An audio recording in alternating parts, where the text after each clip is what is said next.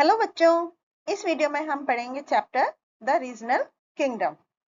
तो बच्चों, during the latter half of the reign of Delhi सुल्तान, तो भारत के जो अलग अलग हिस्से थे उसमें बहुत छोटे छोटे राज्य बन गए थे and some of them had been provinces of the सल्तनत। तो भारत जो था वो छोटे छोटे इंडिपेंडेंट किंगडम्स में डिवाइड हो गया था इन डिफरेंट पार्ट्स, अलग अलग हिस्सों में। उनमें से कुछ जो हिस्से थे वो बहुत पावरफुल थे और जबकि कुछ जो थे वो दूसरों के इन्फ्लुएंस उन्होंने शुरू कर दिया था। तो ज्यादातर पावरफुल जो थे वो स्टेट्स थे कश्मीर, मारवाड़, मेवाड़, जौनपुर, बंगाल, मालवा, गुजरात, खानदेश। जो विजयनगर के राज्य थे और बहामीज के emerged as powerful regional kingdoms. उसके बाद कश्मीर। तो अर्ली मेडिवल पीरियड में कश्मीर जो था वो हिंदू डायनेस्टी द्वारा शासन किया जाता था उस पर, और बीच में 14th सेंचुरी के बीच में power was seized from him by his minister Shah Mirza. और इस तरह से हिंदू शासन जो था कश्मीर में वो खत्म हो गया और शाह मिर्जा ने मुस्लिम डायनेस्टी जैनुल आबिदीन अपने असेंडेंट को वहां के सिंहासन पर बिठा दिया, जो कि कश्मीर का सबसे बड़ा शासक था और उसको बादशाह के नाम से भी जाना जाता था। तो उसकी डेथ के बाद the ruler who came after him were of little consequences, और बाद में 16वीं शताब्दी में मुगल मिर्जा हैदर, एक जो हुमायूं का रिलेटिव था, उसने कश्मीर पर जीत हासिल कर ली, कब्जा कर लिया। अब मेवाड़। तो अलाउद्दीन खिलजी की डेथ के बाद मेवाड़ एक बार फिर से शक्ति में आ गया और राणा हमीर जो कि सिसोदिया डायनेस्टी से बिलोंग करते थे, उनके पास उन्होंने उसे वहां के रिसोर्सेज को दोबारा से ऑर्गेनाइज किया और मेवाड़ को एक स्ट्रॉन्ग स्टेट बनाया। और उनके सक्सेसर जो थे राणा कुंभा, वो फर्दर उन्होंने उसकी पावर को बढ़ाया एंड वो एक बहुत ही अच्छे योद्धा भी थे राणा कुंभा, और एक छात्र भी थे, फिलोसफर थे और एक कवि भी थे। He was a great builder too, और उन्होंने विक्ट्री टावर बनाया था जय स्तंभा, जो कि चित्तौड़ के किले में था। उसके बाद मारवाड़। तो मेवाड़ के बाद मारवाड़ भी स्वतंत्र हो गया था। कुछ समय के लिए मेवाड़ में held away over Marwar dynasty of Marwar, लेकिन 1465 एडी में वो फिर से स्वतंत्र हो गया। तो इम्पोर्टेंट डायनेस्टी जो है मारवाड़ की वो थे राठौर्स। तो it was powerful ruler were Maharaja Jodha and Maharaja Maldev. Jaunpur. तो Malik Sarwar was the governor of Jaunpur Firoz Shah Tughlaq के समय में। Taking advantage of Timur's invasion, तो मलिक सलवार ने इसको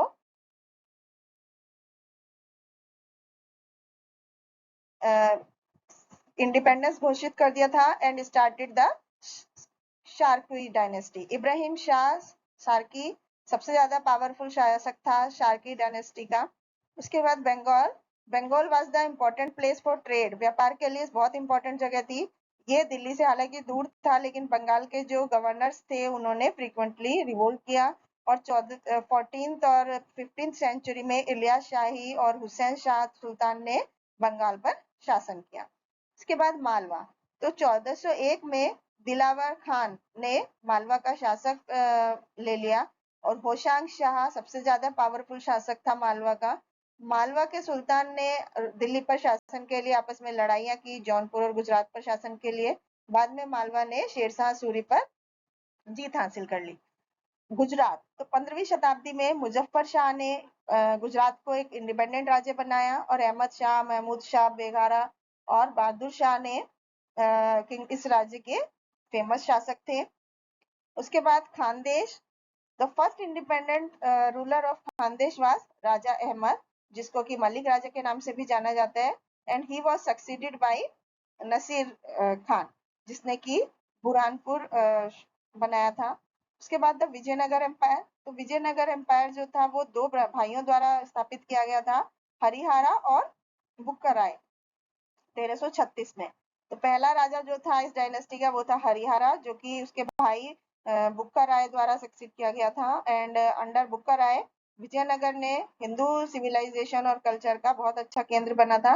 उसके बाद उसने उड़ीसा के राजा को हराया था और बीजापुर के सुल्तान को भी हराया था और एक फ्रेंडली रिलेशन स्थापित किए थे पुर्तगीज के साथ। फिर कृष्णदेव राय। तो greatest ruler of the Vijayanagara empire was Krishnadeva राय।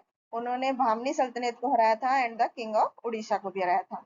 वो एक बहुत बड़े बिल्डर थे and spend large some of money for the construction of temple and palace. उसके बाद डायनेस्टी, तो विजयनगर का जो राज्य था वो 230 साल के बाद खत्म हो गया। तो जो तीन मेन डायनेस्टी जिन्होंने इस पर शासन किया वो थे संगम डायनेस्टी, सलुवा डायनेस्टी और तुलुवा डायनेस्टी। तो फॉरेन ट्रेवलर्स, विजयनगर का शहर जो था वो इसकी सुंदरता और बगीचों के लिए फेमस था।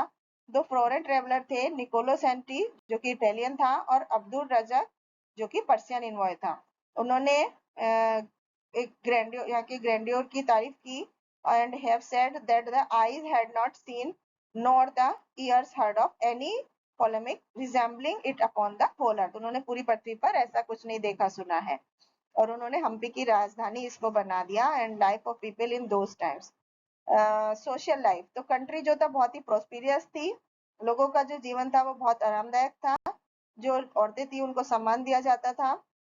कास्ट सिस्टम रिजिड था और ब्राह्मण्स जो थे उनके पावरफुल पोजीशन थी सोसाइटी में।